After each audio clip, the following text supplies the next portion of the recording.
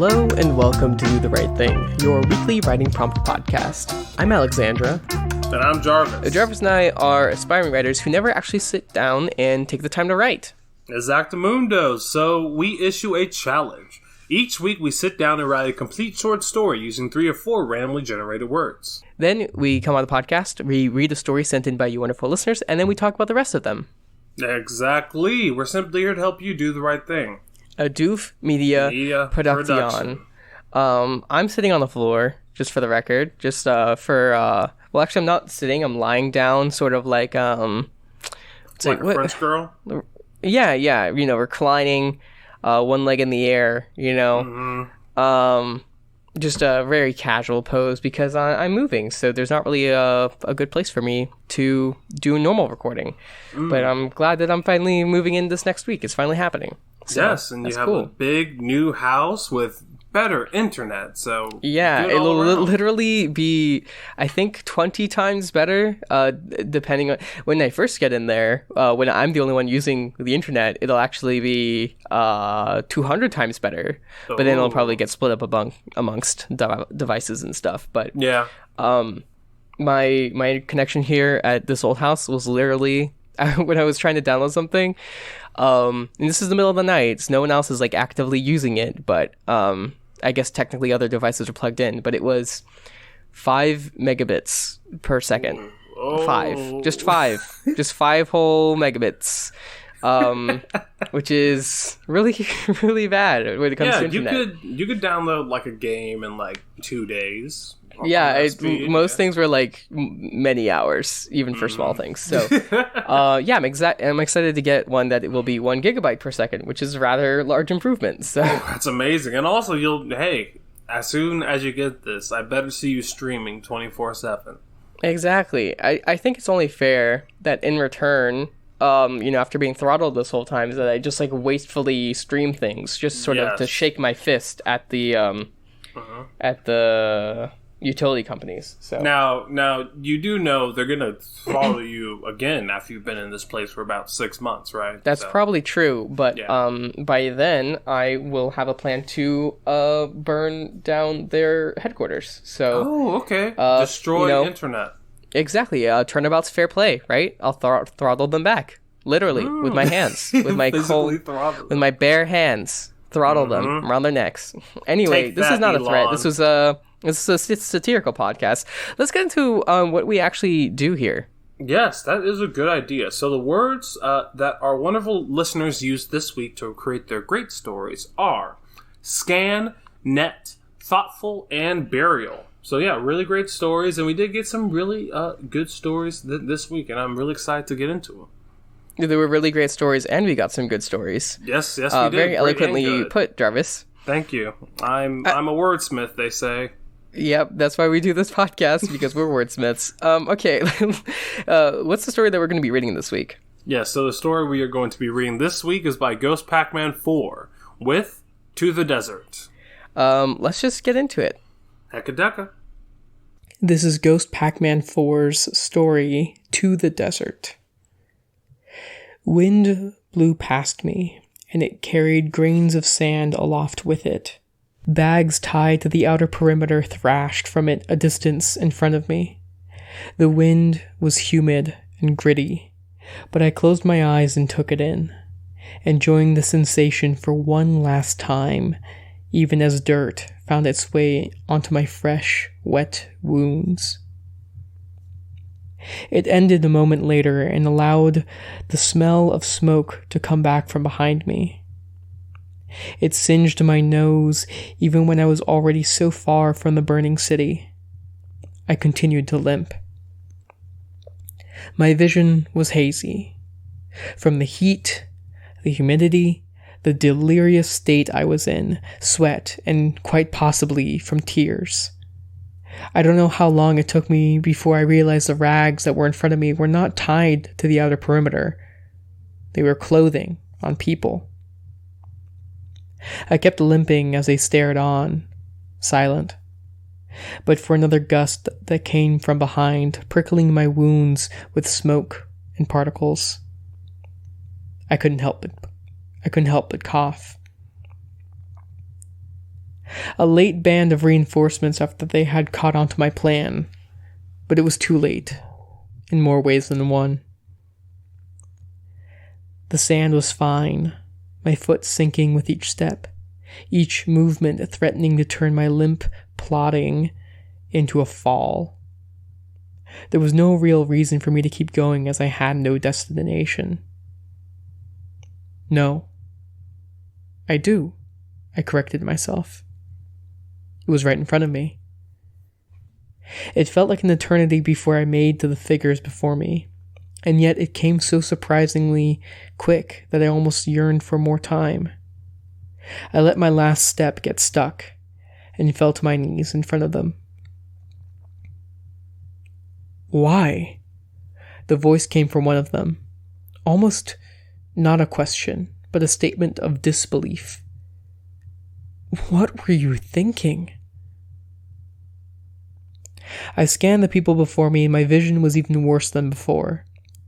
I considered their words. Since I came to my final decision this morning, I hadn't thought any further. It had been nothing but action since then. A march to a goal I knew needed to be accomplished. Only now that it was done could I be thoughtful. Maybe before then. Maybe right now. What am I thinking right now? It had to be done. Otherwise, there's no future. We had peace. We had hope. It was false, I rasped. A trembling breath left someone's mouth. Soldiers without a drive or purpose. They just stood there. So how is it then? A voice from my left came. How does being the first person to die in a century feel? What's it like? I wondered if it was meant to be a stinging remark. I couldn't guess. I looked up at the cloudy yellow sky, streaked with black smoke, and closed my eyes. Would I get a burial? It feels like it was all leading up to this. Somehow. The wide, vast world collapses and it becomes so narrow, so very small. I guess you lot would consider that an inflated sense of self-importance. Another moment of silence. Unknowing silence. My voice hitched. I tried to clear it and began coughing instead. It took me several long moments to stop. My voice quavered. I felt like I've been looking for something for so long, I managed. There was something then, deep within. Every now and then I scratched its surface, getting a glimpse of myself, my true self, but only glimpses. I realized my body was numb. Another errant pass of wind provided a small push. Even with how tiny the force was, I couldn't resist it. I fell to my side, and dull pain radiated throughout my body. There was the grinding sound of their feet shifting in the sand, almost coming to help me, but nothing in the end. One of my eyelids was held open by the sand my face fell into, but I couldn't see anymore. I always wondered how I would react in the moment. What would happen at that last second when there was nothing to hold me back? In a way, I wanted to bear witness to myself, to judge myself, to look upon the person that's been behind me every step of the way until this moment. I wheezed for breath and I struggled. Sand and grit got in and made me cough as the numbness reached my head. Things began to fade despite me not being able to see anymore. I just wanted an answer. no matter how disappointing, how incomplete it might end up being, that last moment will be it. It'll be my truth. It came slowly, yet surprisingly. All right. So yeah, this is a really strong story. I really do love the imagery in the beginning, how it perfectly sets up this heat and just how this sand is just hitting your face, and it does paint a really nice picture of this sort of vast, humid nothingness, which I think is, a really great lead-in to this sort of abstract story that we get following. I think the back and forth between this main character and this disembodied voice is really nice. They're both characterized very well. And yeah, I just feel that the majority of this story is that sort of back and forth. And I think it's really well put, and it does sort of give us a deeper understanding on the possibilities of why that this person is here and like what they are thinking within these moments. So yeah, I think that this story really does hit the sensory that we're supposed to feel within this scene on the head. I think that really does carry it through. Mm-hmm.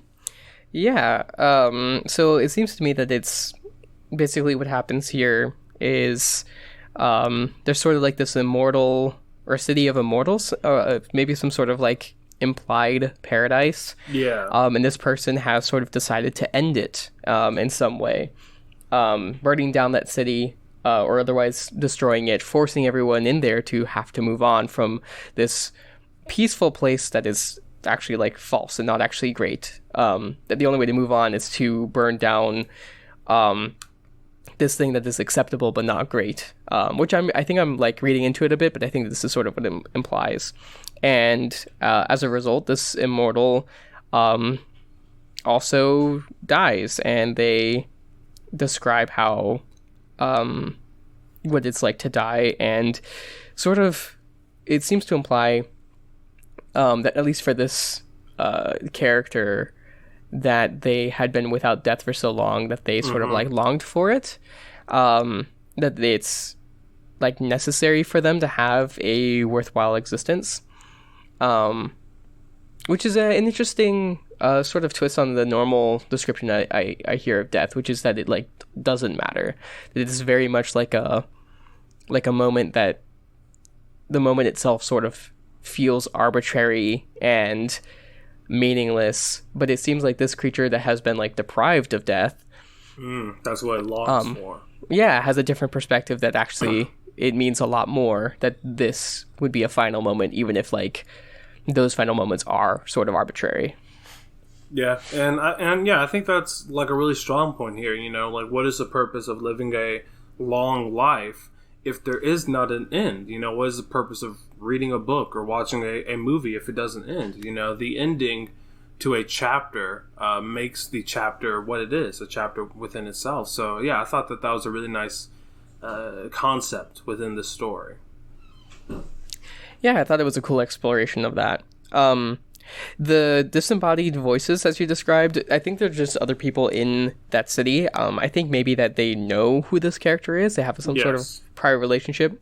I think just a little bit more... I like that it's a bit vague, but just a little bit more description of them, I think, would have been good, especially once we get closer, because they are described for a moment that they are like these beings in rags, right? So if we just... when we get to them, where like there was 4 of them, or there was a whole crowd of them, or whatever, some set of some numbers, and they were robed. I think that's almost entirely what I would need, right? Because then the character falls to their knees, and we're not really looking at them, or falls over, not to their knees. And we can imagine them speaking, but they was just a little bit not described enough. But yeah. I think it wouldn't take much to make that sort of vague description work. Mm-hmm. I mean, like, even within a story that does sort of lean on the arbitrary when it comes to describing the thoughts of this main character and the overall description. Definitely having those very tangible moments is what keeps an audience engaged. You know, like whether it's a small movement or just, you know, basically letting us know more details on a scene can really keep us there instead of a piece like this feeling floaty, you know? Mm-hmm. Yeah, but it's pretty close to being grounded enough. It just needs a little bit more tethering, I think, with that. Especially as we get to the end, we sort of like really get into the character's thoughts and sort of retreat back into their body, basically, which I like, is that they're describing how their body's numb, they fall over, and as you described, like the senses are described really well, of how they sort of hit against the ground, there's like sand in their face holding open their eyes, but they can't see, and they're struggling with this sand and grit. I think there's something about sand and grit that is really, really good at invoking those feelings. There's just something about those textures that I think could come across really easily. And you have this at the beginning too, with the very opening, with the wind blew past me and it carried grains of sand aloft with it. And that wind crashing into the character's face. And I like that. That sort of implies a sort of uncomfortableness and harshness of reality, and sort of as the character dies, that sort of lifts away. Yeah, definitely. But all right, I mean, yeah, really great story to Ghost Pac-Man 4. I think you gave us some really great imagery, and yeah, the only thing that I think could improve this story is just making sure that the audience has all of those bits that they need to truly understand what is happening. But overall, fantastic job. I thought it was a cool exploration. I wouldn't have minded a little bit more elaboration on what this character has done, particularly like how it led to their own impending death. Yeah. Obviously, we don't need to know the mechanics of it, right? We don't need to know that they did an explosion or whatever, and that burned them. They did a big boom. Yeah, just a bit more understanding of like, they are in this desert. Is what comes after is that they're all going to just wander around in that desert. And that's preferable to this false peace. In what ways? I really do like that is the reasoning for the character. I just want to know a little bit more of what they mean by that and how that is correct. And whether, the people that actually live in that city do agree or not. I think they do on some deeper level. I think that's sort of the implication, but I just wanted to, see a little bit more. But, I like this sort of exploration, and I like the fact that it happens in the aftermath. I think that's cool too. Yeah, really great setting. Well, all right. Time to move on into our listener-submitted story section. That's right. All right. Yeah. Who are we reading this week? Yes, so the stories we will be talking about this week are by Matt Said Words, Nick Yu, Mora Didamail, and Yishuram. Yeah, new writer. Thanks for joining us. Thank you so much. Of course. Let's get into it. Yeah, so the first story we are going to be talking about this week is by Matt Said Words with Cyranos. Something like that. Yeah. I think it might... I'm not sure if it's K or Sir, because it's a C, but like Cyranos, I think. I definitely... When I read it all the way through, I was pronouncing it definitely wrong in my head. I don't remember what, but anyway, this also, doesn't matter. there is a content warning for suicide. Yeah. So we'll keep that description a little vague, but basically, so the story has a father, Jacob, and his son, Paul, which is this is totally an aside, but like biblical. For some reason, those names are words. Like if I think of a Paul, it's going to be like an older person, and if I think of a Jacob, it's going to be like a kid for some reason. Yeah. So. There was like even a moment where I was like a little Jacob confused on who's who, but it's just because of my pre-existing notions, and I have no idea where they came from. So, I mean, it makes sense. Paul is like an older man's name.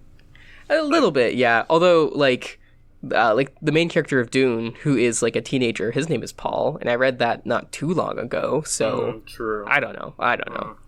Anyway, it says so. Jacob and Paul live in a city. They don't have Paul's mom and Jacob's wife Susan died about 3 years ago, and they live in the city when Jacob, the father, sees a deer in the middle of the street that sort of like bows its head and sort of gives a challenge or something, and it sort of like shakes him on some deep level. Then we cut to another scene sometime in the future, this time from Paul's perspective, that they've moved. They moved into like the country, and Paul's really does not like it that his father had like a religious experience and kind of for no reason, Paul feels like, has moved him out into the wilderness where he's bullied for being queer, or at the very least for appearing queer, because that's how schools work. Yeah. And in the city he had more like backup, but out here he doesn't. He feels very alone, and he's really upset about it. But eventually, the deer appears again, this time to him, and it bows its head and sort of gives that challenge. And Paul's a little disturbed by it, but he goes in and he's like, okay, I'm going to finish this thing. It appeared before my father, and now it's a problem for me. And he gets a gun and he shoots it dead. And we kind of don't see its death, but Jacob comes out, sees the deer, and is so upset by this that his son has like killed a god, that he kills himself. Mm-hmm. And finally the school bus shows up, and this Paul sort of trance breaks and he screams, "What have I done?"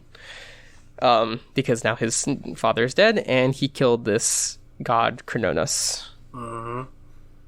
Yeah. So, I honestly really like this story. I like how it's a complete story, it takes us to a really nice arc. And I really do enjoy the beginning where it's setting up the mundanity of their current life right before the father sees this god. And I do like this sort of instant jump to this whole entire new life. It makes you think that whatever the father saw within this deer was definitely that religious experience for them. And, this sort of drastic change is warranted within this story. I think that the description is really strong. Personally, I would have loved to see the moment where Paul did shoot this deer, but I do like how we didn't find out about that till later. And because of that, we get a quick sense right before it does happen that everything is going to fall apart. So, yeah, really great tension with the story throughout. I really liked it. Yeah. For one tiny little thing, when people are hunting, they don't aim at the head of the deer or of whatever they're shooting at. They aim at the chest to try to kill it instantly through that way, because if you shoot an animal in the head kind of explodes, and that's kind of gross, and also makes a mess, and that's also harder to hit the head. So people shoot the chest most often, but that doesn't matter at all anyway. But I would have liked a little bit more understanding of what Cernunnos is. Like, is it clearly... Wish granter? Yeah, clearly it was some sort of important thing to his father, but I didn't quite understand what... I was as confused as Paul, and I feel like if Paul had suddenly an understanding of what it was, right? Mm-hmm. That his father was not, like, scared, but, like, in love with this deer for whatever reason, right? Or in the same way that, people have love for a god, right? Mm-hmm. Yeah, sort of an understanding of what that connection is, and why his father feels so much. So just a little bit more understanding, I think, would have made this story really, especially if it's like a twist realization, right, for both Paul and for us. I think that would really do it. Mm-hmm. And I think, to a certain extent, maybe us being in the dark of like what Jacob saw in it was on purpose. If we were going to be put in the perspective of Paul, and that would give Paul a reason as to why they would kill this deer, because, you know, like, all of Paul's current troubles seem to stem from the father's decision based off of this deer. So it does make sense. But I think to understand Jacob more, yes, it would be nice to at least see why Jacob is following this deer. Paul doesn't have to understand, but I think, showing Jacob's side would just enrich this story all around, and give, you know, give Jacob's suicide more reason to be happening, you know? Yeah, I think that part of just, like, you know, Paul goes, what have I done? And I wanted to know, like, what has he done? Yes. You know, who has he killed? And why did that also end in his father's death? Yeah. Anyway, what's the next story? Yeah. So the next story is by Nick Yu with Scorpion. So this is a cool story. We have this some sort of CEO at the very beginning has just woken up and gotten to work. We then find out that there's like superheroes in this, but some of them are on this person's payroll, and we get pretty quickly the tone that this guy's like, it was clearly some sort of bad guy, or at least he's like sort of imperious and feels like he can control everything. And then finally we see that he does have a superpower, that he can like see everything in the entire city of Las Vegas where he is, and uses that to keep tabs on everyone, sort of being like a big brother watching everyone, including people just like slacking off, which is very micromanagey for someone of this scale. But basically the government has sent in some superheroes to try to do something about him. But he finds them, and his vigilantes, with overwhelming force, totally, like, destroys them. And he's just sort of satisfied about that. And finally ending on a note about this couple fighting in a expensive hotel room, and he turns on the camera so he can get blackmail from them. And so it's just like, wow, this supervillain has absolute control over the city, and it is unfaltering, and there is no real challenge to him, and it's kind of dark. Yeah, which I like it. You know, I do like stories about like overly powerful people, but I do like the moment where we see that this person does have a sort of moral compass when he does witness, I think it was a woman in an alley getting assaulted, and he called in the vigilantes that were on his payroll, you know, sort of showing that even though he is this sort of like super villain, he still has a heart, or something like that. But yeah, I think overall this is just a really cool story that sort of acts to portray this person's power and this person's grasp on this city. I do like the moment on how quickly these heroes were cut down, and I do like how like it seemed that the heroes even being there didn't hurt his plans whatsoever. So yeah, I think that this is a really cool super villain that you did build up here, and I do enjoy that he's not just evil. You know, there seems to be some sort of depth to him, even if that wasn't fully explored within this story. I do see that if you were to continue with this character, they'll work really well within a different setting, I think. So really great job. Sure, yeah. I was thinking that maybe seeing some sign or a small foreshadowing of like, you know, maybe this person is overconfident and what sort of thing would be their downfall, right? Mm-hmm. Usually it's some sort of hubris, right? But just some sort of thing,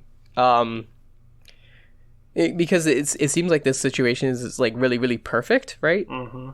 There's almost like no chinks in the armor. And I think it's more interesting when we see like a chink, even if we don't actually see it carried through, but just like,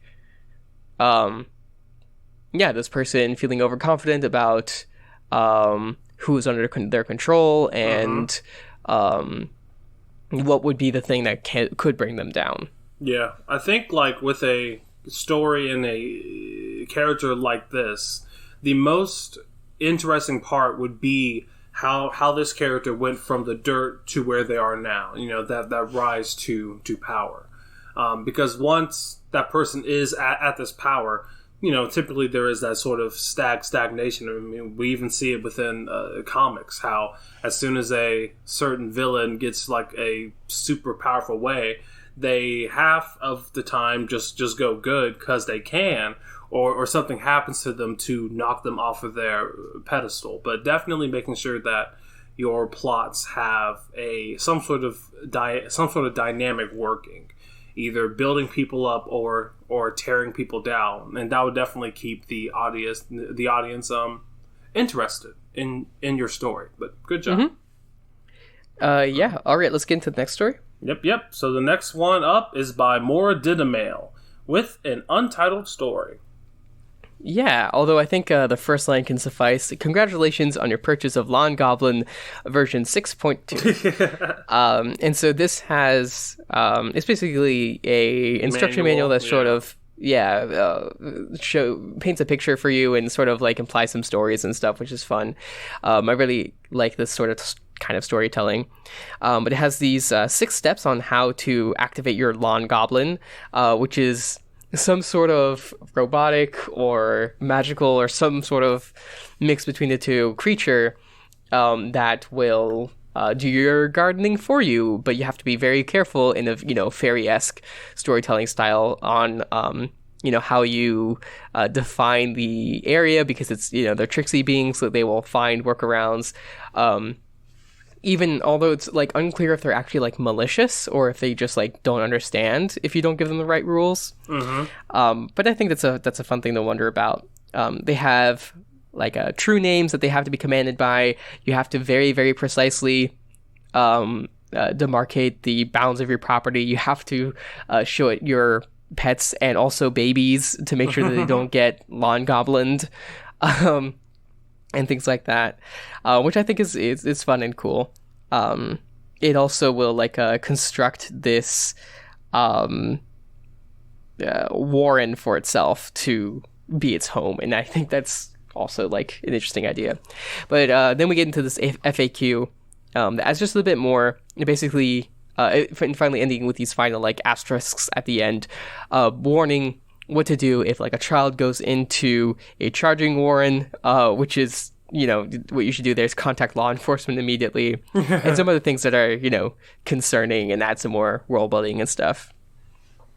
So yeah. I mean, I thought that this story was really fun. It was pretty funny, and also there was this sort of like horror-esque part to it. It reminded me so much of Gremlins.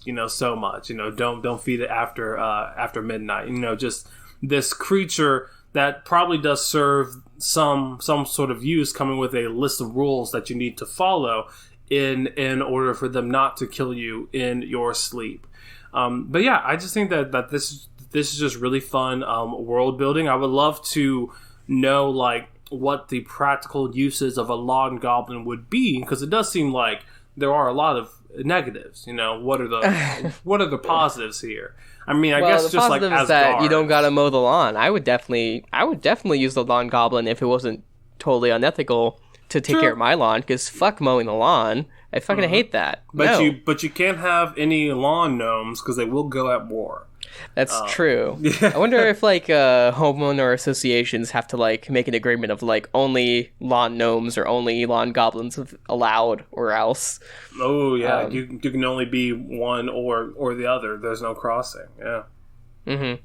I also like the almost implication. There's a line here about how if you have more than one lawn goblin, they'll start doing some strange behaviors, which are totally normal. And I was like, oh, they're having sex. Yeah. But then it went on to explain, oh, no, they'll be like tinkering devices and stuff. And I thought that was like a fun little, you get your mind out of the gutter kind of part, which I thought was a little funny thing. Yeah. But yeah, no, really, really great world building here. I would love to see what happens when these lawn goblins attack. Sure. Yeah, it's fun. I don't know how deep to get into themes. I think it's there's some things there about how ethical these things are, and they sort of like are grown in this simulated environment, and how that like affects how their brain works, and how like also people would instead of just mowing the lawn, something that they really shouldn't have to do in the first place, because it's something that we put upon ourselves, they'll hire these slave creatures, basically. And then, like, well, that's a bit dark. So I like it as a reflection. I mean, they're basically like lawn Roombas, except worse. So just a bit worse. I think they also do make lawn Roombas, which seems like a terrible idea considering, you know, the blades and all. Yeah, like if that somehow rolls up on your foot, you're done. You're done for. But alright, thank you very much to Maura Dinamail. And our final story for this week is by our new writer. Yay! Named Yeshurun. And the title of this story is I Overthink, Therefore I Am. Yeah, so this is a cool story. It's mostly like some abstract wondering that I like. And it gets, I think, a little bit meta, but I'm not entirely sure. With this person thinking about how that they have a lot of depth, but it's not always a good thing. And someone says that they have depth as like a compliment, and they're sort of responding to that it's like a liability, but turning liabilities into blessings is part of the best part of life and stuff. And so then we sort of get into this sort of thought loop of the main character, where they, instead of thinking about the problem and actually solving the problem they have to do, they're sort of thinking about how they're thinking about the problem, right? And that sends them into some loops, and it's hard for them to act, and they want to be more in the moment, but it's when they try to think about the moment, they're ironically not in the moment, right? And so then we finally get sort of an understanding of what's going on at this moment, which is that they've got 3 minutes to save the world, and they save themselves, and to write themselves out of the story. So I think that might be some meta thing. I don't know if... I feel like Yeshurun probably didn't have exactly 3 minutes left at that point, because they wrote another like 3 paragraphs, which I think would be very fast for 3 minutes. Congrats if you did. But they're sort of frozen with this thoughts looping around and things like that. But at the very end, sort of, they think, one day you realize that you actually want life to happen through you. You are the cause, and you are the creator, and you are the definition of life, not observing life and trying to define it on your terms. Basically saying that just writing this is a good start. You've done enough of putting into action. But yeah, I really do like this story. I like how much time it's spent thinking about thought. It feels a lot like a dog chasing its own tail, really. And yeah, I really do like this sort of like abstract description, trying to branch the sort of physical view at thought. And yeah, I really like what this story is trying to do, you know, and what the story is doing. Yeah, I think that honestly for me, the only thing is, you know, having those sort of concrete moments, like how is this character saving the world, or like why, or like the cause of things could be added to the story to really take it to the next level. But as is, I think that this does have really strong prose that is very pointed. It knows exactly where it's trying to go. So yeah, I think that this story is a really great start to something else, something larger, that would be really enjoyable to read. So thank you very much for submitting your first story. Yeah, we really appreciate you joining the podcast and joining us. I think definitely when I started writing, this was a good way to get myself going, which is just to sort of write about writer's block. I think this is sort of a metaphor for that. And I think, yeah, that's a great way to get going. And then maybe next time you can either get into like a more material story with senses and like a character and a place and time and everything. But even if you can't that next time, you can do another wondering like this, but get a little bit more into a present and time, right? And I think that's a good way to get into it. Like if the only thing on your mind is how you can't write, sometimes writing about how you can't write is a way to get yourself writing, right? Yeah. Reverse psychology. Yeah. Anyway, yeah, that's all I have. So, thank you to all these wonderful writers. Thank you to Matt Said Words. Thank you, Nick You. Thank you, Ghost Pac-Man 4. Thank you, Maura Dinamail. Thank you, Yeshurun. And we would also like to say thank you to everyone who did leave comments. Leaving comments not only under your own story, but under someone else's story can compile all of your ideas so that the world can see, but you're also providing someone else with great feedback that can only improve them as a writer. So, thank you very much to Nick, to you, and Matt Sent Words. Thank you so much for leaving comments not only under your own story, but under someone else's. That's right. If you want to be like all these wonderful writers and submit your story to Do the Right Thing, all you have to do is go to /r/Do the Right Thing on Reddit and sit down for 30 minutes and use 3 of 4 randomly generated words announced at the end of the podcast. Mm-hmm. And if you would like to support us and everything else happening on Doof Media, you can do that by donating to the Doof Media Patreon. All you have to do is donate $5 or more per month to be able to vote in all things upcoming in Doof. And also, if you donate $10 or more per month, you get access to exclusive bonus content. If you want to see the words as soon as they come out, the best place to do that would be on Twitter by following us at Right Thing Cast. Cool. So, Alexandra, what's happening in Doof right now? There's so much going on in Doof right now. I do want to mention again that the Do the King Thing contest is still going on. It finishes on the 15th of July, so in, 8 days after this episode comes out? I don't know, math. Sure. Anyway, so you have about a week left. If you haven't already, I know that Matt Said Words was writing their story sort of within that theme of writing a Stephen King-esque story, and I hope you submitted Matt Said Words. I think it's definitely worth submitting, especially if you give it some edits that give some more like of that twistiness of why this deer doesn't appear to be a good thing, but actually is. But if you haven't written the story for Do the King Thing, consider doing so. It's the same thing as Do the Right Thing. There's a cash prize. It's voted on by the community. And if you're a patron, consider going and reading those and voting on it when the voting starts starting on the 16th. Or the 15th, sorry. 16th might be when voting starts. I don't know when the voting starts, but point is, submissions are closed on the 15th. And of course, there's so much else going on all the time. We just did a game club and a book club just this last weekend. The book was Foucault's Pendulum, which I understand is very complicated, so I'm glad to be able to watch some of that book club without actually knowing what's going on, because I don't know if I want to read a whole long thing like that. And finally, the Doom game club happened, so that is really exciting. It's totally fine to watch because, like, who gives a shit about Doom spoilers, right? So hey, there's plot. Okay, I don't think the plot is what matters. So if you haven't watched that, music is what matters. That is very true, and the blasting of the guns. Yeah. So go watch the game club on that. The one for this month is Into the Breach, which is a really cool indie game by the creators of FTL. It's very tight. It's a great game. I really enjoy it. So y'all go do that. Hey, just a little addendum here, because we forgot to talk about it on the actual podcast. So next, in the normal recording, so next month, it's no longer June, right? It's July. So now's the time for a new theme. So last month was villains, and this month we've decided to focus on punctuation. I realize that's maybe not as like thematic and topic as villains, but I think it's even more exciting as a writing prompt sort of challenge.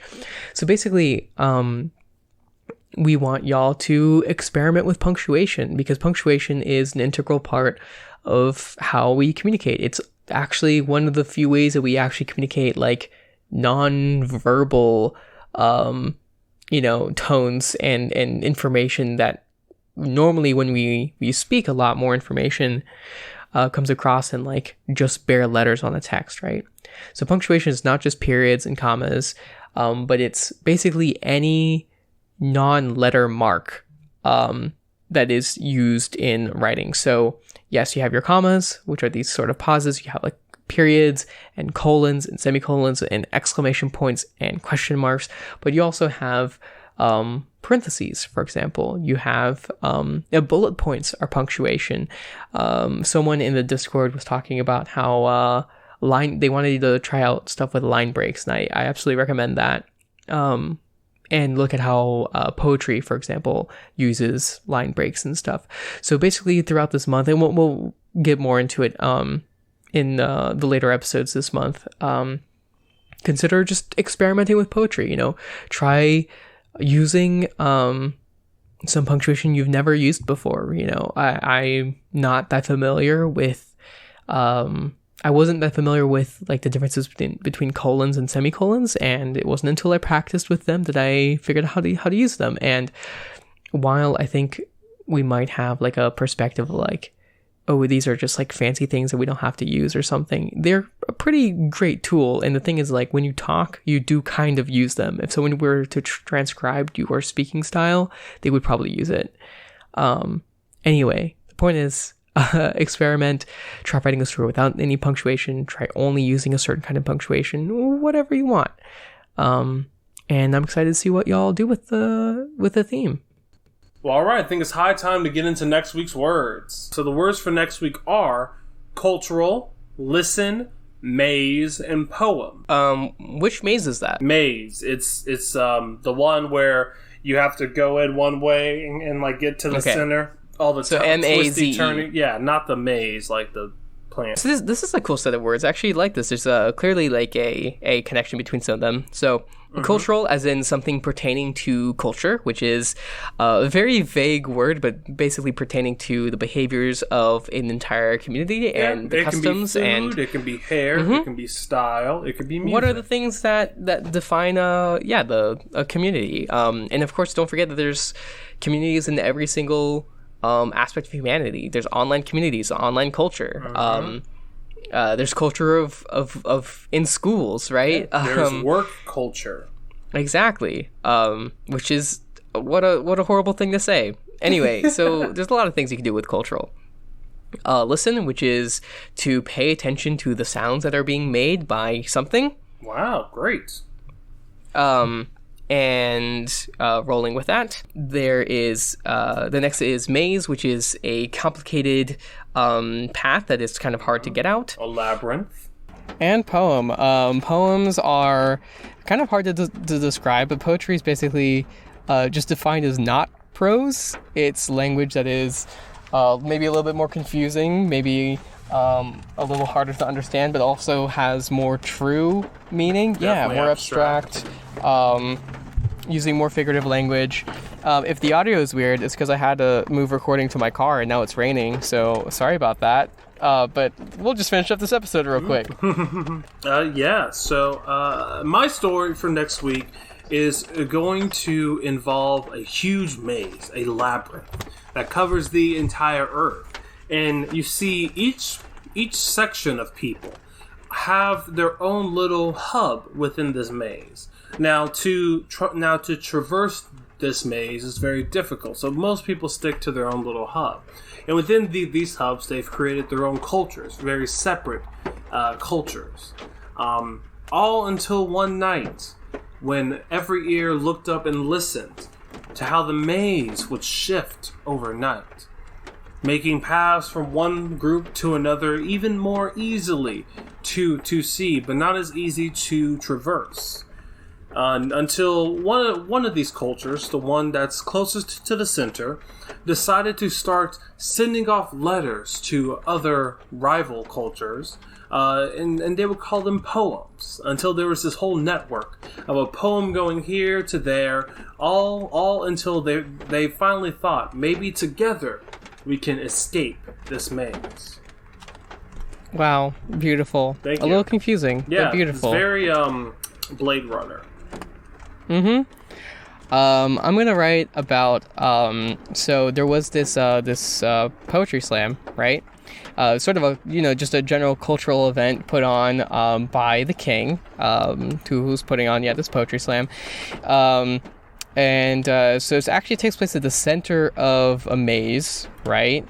So it's kind of hard to get there, and if you get lost, you can starve and die, which is a bummer, trust me. But if you just follow the sound of these poems, wafting through the air, sort of like how the smell of food can waft through the air, except it's poetry, and then you sort of like float along it, like in the cartoons, and you float along it, following this culture smell, you get to the center of the maze.